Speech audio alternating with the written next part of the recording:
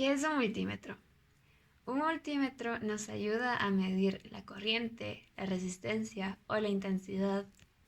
Sabemos que tiene una perilla de selección dependiendo qué es lo que vamos a medir. Una pantalla donde se nos va a mostrar el resultado y sus bornes de conexión donde van nuestros cables para realizar nuestras respectivas mediciones. Se denomina corriente continua o corriente directa a un tipo de corriente eléctrica. Esto es, al flujo de una carga eléctrica a través de un material conductor, debido al desplazamiento de una cantidad determinada de electrones a lo largo de su estructura molecular. En el caso de la corriente continua, dicho flujo de electrones se caracteriza por tener siempre un mismo sentido de circulación. Dicho en otras palabras, la corriente directa implica el tránsito continuo de una carga eléctrica entre dos puntos del conductor que tiene diferente potencial y carga eléctrica, de manera tal que nunca cambia con el tiempo. Esto se refiere sobre todo a la polaridad de la carga, no a su intensidad. Una fuente eléctrica que se agota, como una batería con poca carga, sigue siendo continua si no varía la dirección del flujo eléctrico, siempre del polo positivo al polo negativo, asignados por convención. Entonces, ¿cómo podemos medir la corriente continua? Vamos a agarrar nuestro multímetro, recordando que la punta negra siempre va en el COM, que sería el común, y la otra punta va en este lado. Entonces, para medir la corriente continua o la corriente directa, nos vamos al símbolo que está acá. Ese es el símbolo de corriente continua. Y lo que vamos a medir es una batería de 9 voltios. Entonces, como es de 9 voltios, en 2 no nos va a poder medir. Tenemos que escoger un número más alto que el 2 y lo vamos a medir con 20. Entonces colocamos las puntas en el positivo y negativo de la batería y nos da el resultado de 8.96, que sería 9 voltios. Y así es como se mide la corriente continua de una batería. ¿Qué es la corriente alterna?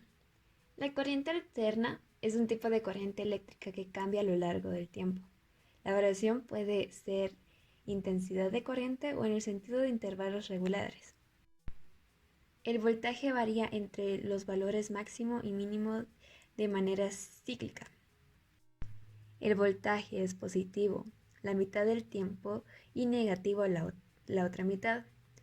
Esto significa que la mitad del tiempo de la corriente circula en un sentido y la otra mitad en un sentido opuesto. La forma más habitual de la ondulación sigue una función trigonométrica tipo seno. Esta es la forma más eficiente y práctica de producir energía eléctrica mediante alternadores. La frecuencia es la cantidad de ciclos de la onda senoidal que se produce en una unidad de tiempo.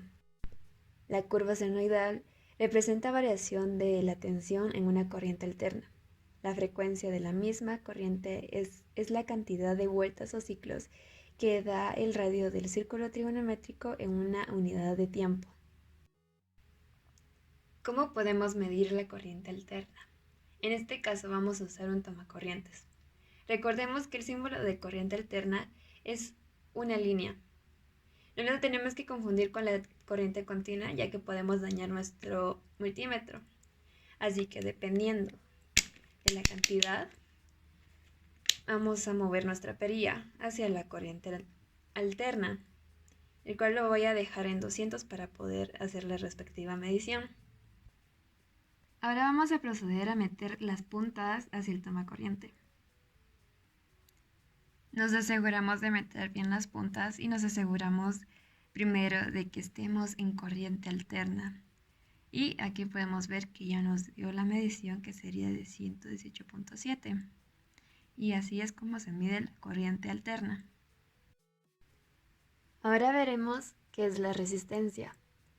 La resistencia eléctrica es la posición o dificultad del paso de la corriente. Cuanto más se opone un elemento de un circuito a que pase la corriente, más resistencia va a tener. La resistencia eléctrica se mide en ohmios y se representa con una letra R. Es importante tener en cuenta que todos los materiales ejercen una cierta resistencia al paso de la corriente eléctrica. Esto quiere decir que la totalidad de las sustancias se compone con mayor o menor éxito a la circulación de la corriente. Aquellos materiales que ejercen una resistencia eléctrica muy reducida se llaman conductores. El oro y el aluminio, por ejemplo, suelen emplearse como conductores.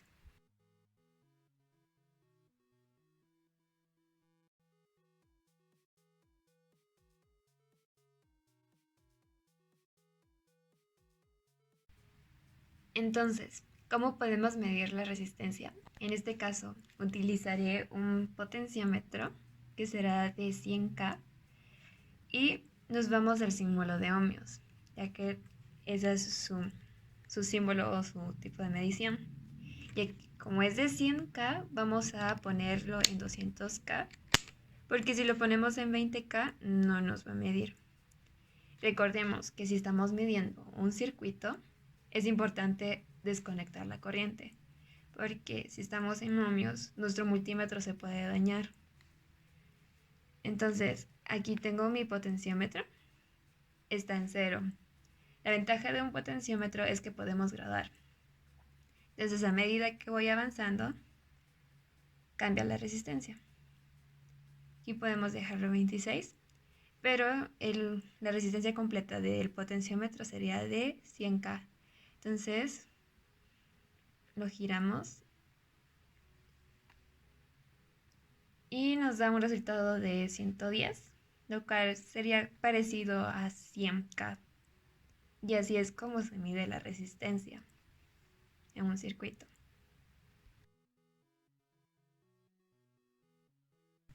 Y por último, veremos qué es la continuidad. La continuidad es la presencia de una ruta completa para el flujo de corriente. Un interruptor cerrado que está en funcionamiento, por ejemplo, tiene continuidad. Una prueba de continuidad es una aprobación rápida para ver si el circuito está abierto o cerrado. Solo un circuito cerrado y completo tiene continuidad. Durante la prueba de continuidad, el multímetro digital envía una pequeña corriente por el circuito para medir la resistencia en el circuito. Un medidor con un beeper o un sonido de continuidad deja de sonar brevemente cuando detecta que el circuito está cerrado. Y si el circuito sigue abierto, seguirá sonando este sonido o el beeper. Ahora veremos cómo medir la continuidad. ¿Para qué nos sirve medir la continuidad? Esto nos ayuda para saber si un circuito está abierto o cerrado.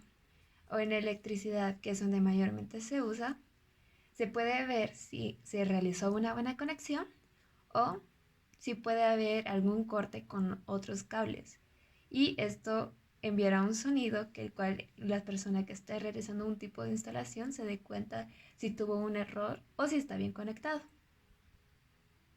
Entonces, para saber medir continuidad, en nuestro multímetro podemos ver un símbolo de una bocinita. En caso de mi multímetro, yo lo tengo aquí donde están los ohmios. Entonces, movemos la perilla de selección y la ponemos donde está el símbolo. Para medir voy a usar un cable o un jumper, el cual si conecto con otra punta, va a empezar el sonido, el piper. Y eso nos indica que con el otro extremo del cable al otro extremo pasa la continuidad.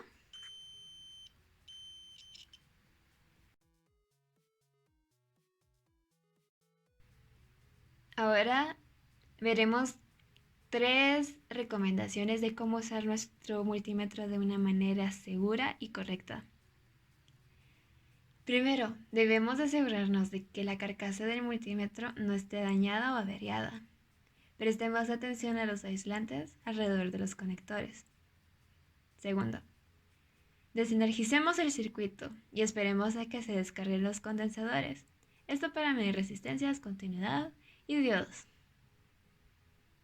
Y por último, no guardemos nuestro multímetro en un ambiente de alta temperatura, humedad, explosivo, inflamable o con fuertes campos magnéticos, ya que podemos ocasionarle daño a nuestro multímetro y esto puede afectar en las mediciones que desearemos realizar en un futuro.